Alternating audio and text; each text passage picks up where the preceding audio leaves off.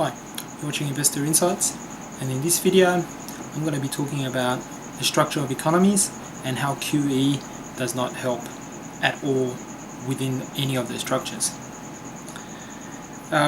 This video is made as a result of many emails asking what I'm talking about when I discuss structural imbalances and how QE stifles economic growth.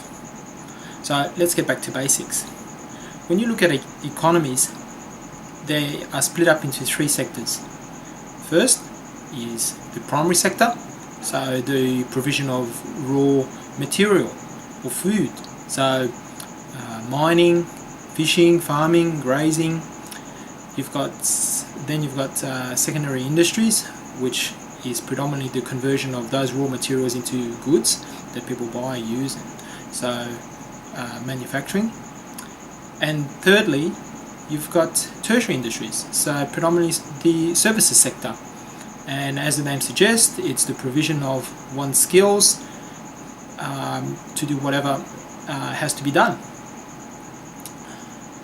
Now in the US, you're looking at a services sector that is roughly about 77% of GDP. You've got manufacturing, which is about 21.5% of GDP, and you've got primary industries, which account for about 1.5% of GDP. Now, obviously, anybody can see that it's a service sector economy.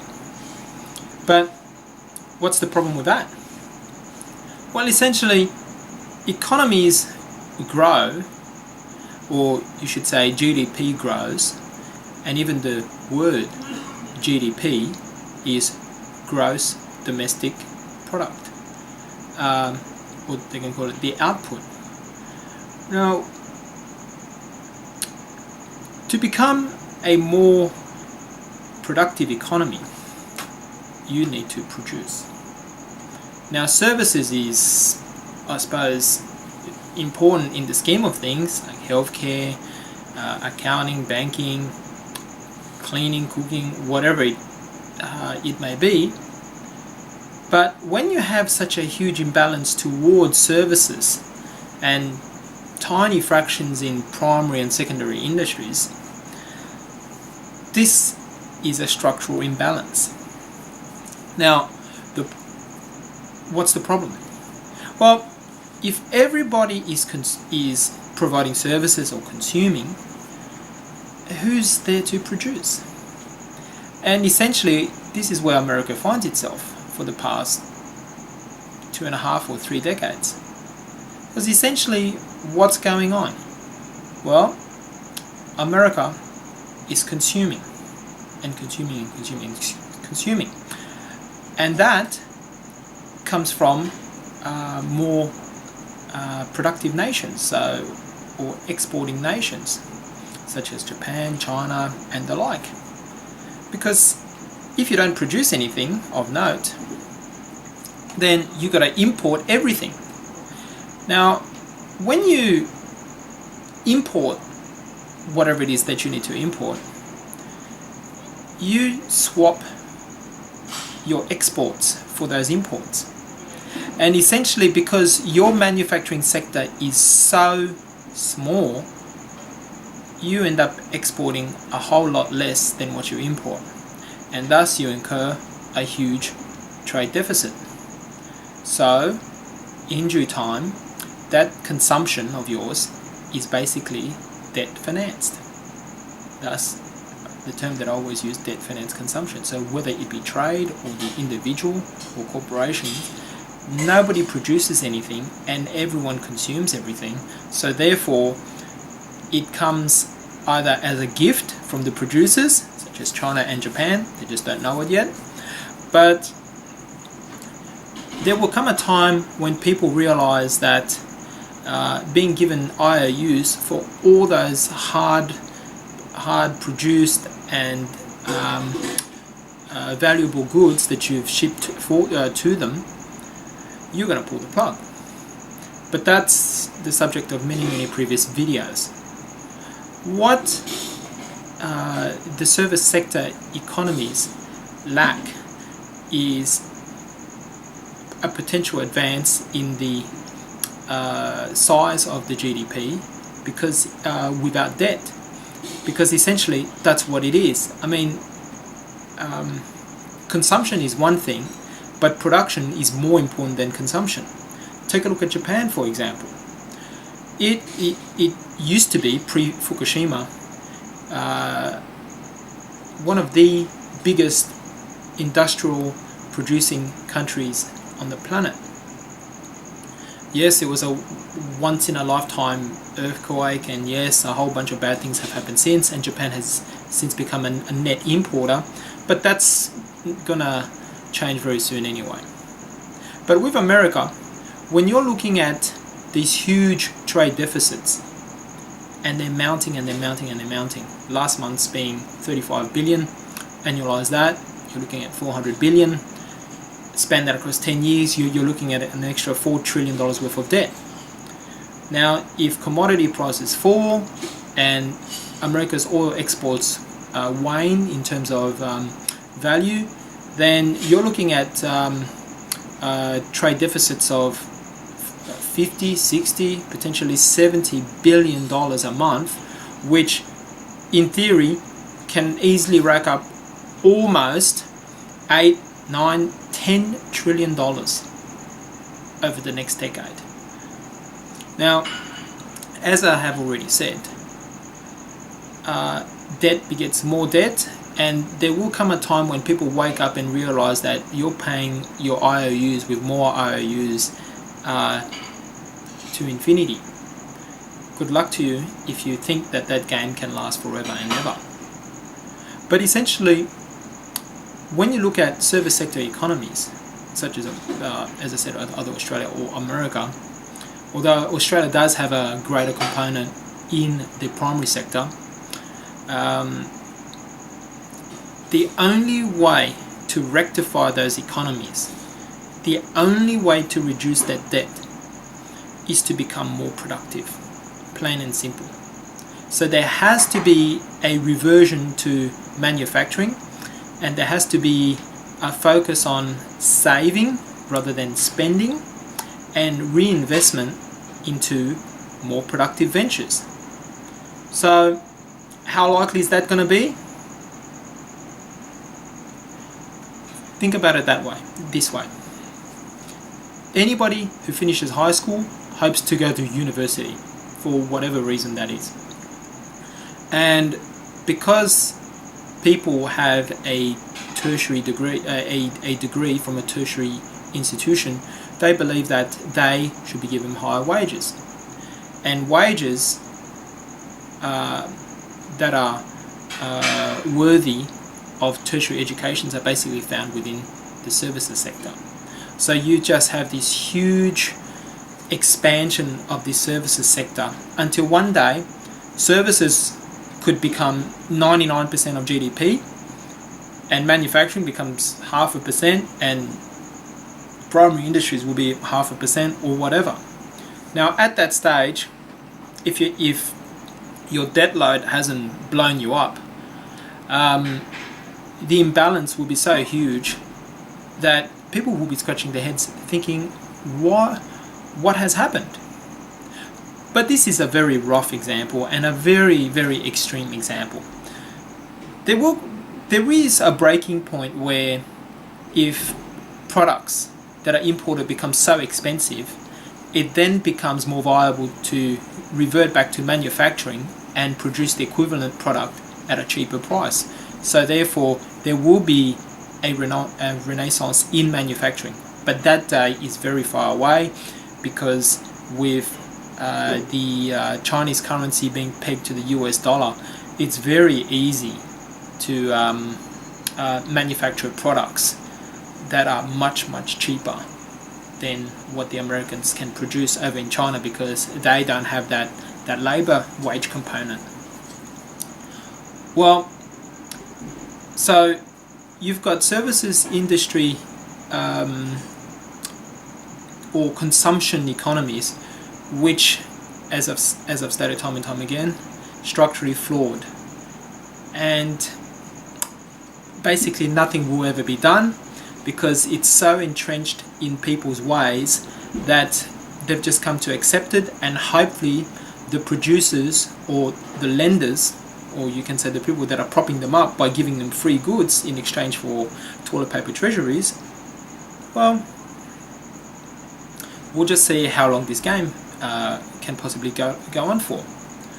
Now, when you look at what has happened in 2008, you've had debt-financed consumption and a housing binge that caused one of the biggest collapses in the history of finance. Now, what has happened since then? Well, the Federal Reserve has implemented QE and very loose monetary policy to refuel that debt finance consumption. So what you did to get you in trouble, you're going to do double to get out of trouble this time. It's not going to work. And essentially what the Fed is doing as QE, so quantitative easing, that is the purchases of treasuries and mortgage-backed assets to try and keep borrowing costs down, actually stifles real economic growth. Now, this concept, a lot of people don't really understand. So let me put it to you this way. Money finds the path of least resistance into the current asset bubbles. Now, it's just like talking about water flowing downhill and not uphill. I finally got it right this time. Imagine you were an entrepreneur and you had a lump of money, and you knew that you couldn't keep it in cash because the real inflation numbers are scary and your money's purchasing power is being just dissipated through all this money printing. So you got to chuck it somewhere. You've got two choices essentially. You can either invest in business or put the factors of production, so land, labor and capital, into productive ventures, build a factory, open up more farms, or do whatever that's going to produce more goods in the long term. Or you can take your money and give it to a money manager, and he can just pile it into these asset class, so either real estate or the stock market, or somewhat the bond market, and watch it just grow and grow and grow like the way it has for the past 5 years. Now, which way requires less work? Which way requires a lot less effort and a lot less headaches? And it's obviously the latter. Because essentially, when one follows the heart and they don't listen to reason, or don't want to listen to reason, and they just see these things keep on going up and up and up and up, it's so much more tempting to put your money into those asset classes than to actually put it into productive ventures, because that's going to cost money, time and effort. So stuff that we're going to go the easy way.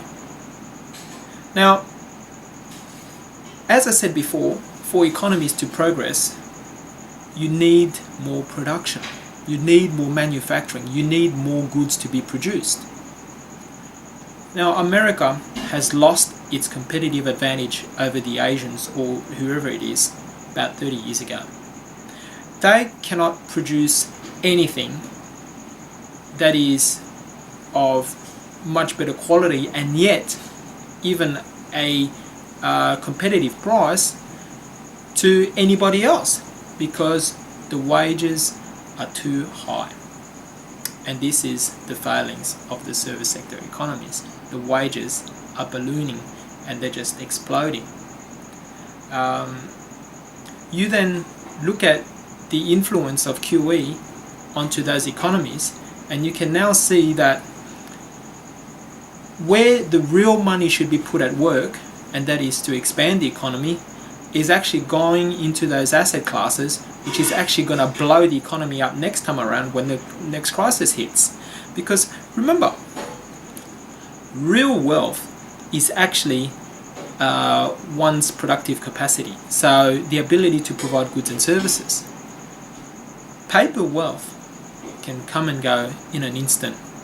Take a look at the housing bubble in the States in 2006 and 7. When that disappeared, everybody's paper wealth just vanished overnight. You had real estate falls of 80% in places like Florida, California, Nevada, and those prices have never recovered. But yet, people are still piling into those sectors right now simply because the money out there is so cheap. But what's going to happen?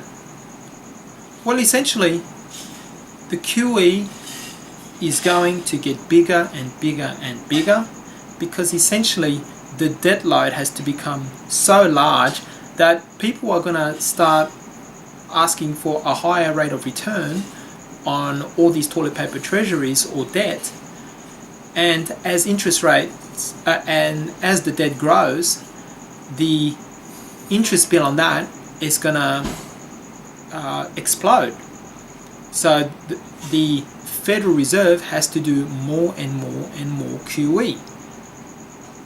And unfortunately, with more QE comes even more stifling of the real economic growth. So even less money will be put into productive ventures, and this is a spiral that's only going to end in disaster. So whenever you hear people talk about, oh, the productivity numbers have increased to multi-year highs in the States, it's a lot of baloney. What productivity? They don't produce anything. Or they talk about the industrial capitalization usage, the percentage of maximum output of the factories. Well, they have reached a multi-year high. Well, it's easy to say when you've only got 3 or 4 factories running, but you're not going to compare to the Asian factories. So any of that data that comes out that sounds rosy is essentially talking about a manufacturing sector that is almost non-existent. So this is not just America. Look at Australia. Ford and Holden won't be here in a couple of years' time, and that's the 2 biggest local manufacturers of cars. What's that say about our own manufacturing sector? Essentially, you have to understand that within economies, you need to somehow rebalance all the sectors over time so that you have a balanced economy. So you cannot focus all your energies and your entire workforce into the services industry, because that essentially is going to blow up these imbalances to the point where people just won't be able to buy anything because nobody's producing anything, and because people aren't going to export you any goods because your money is no good for it. Disaster.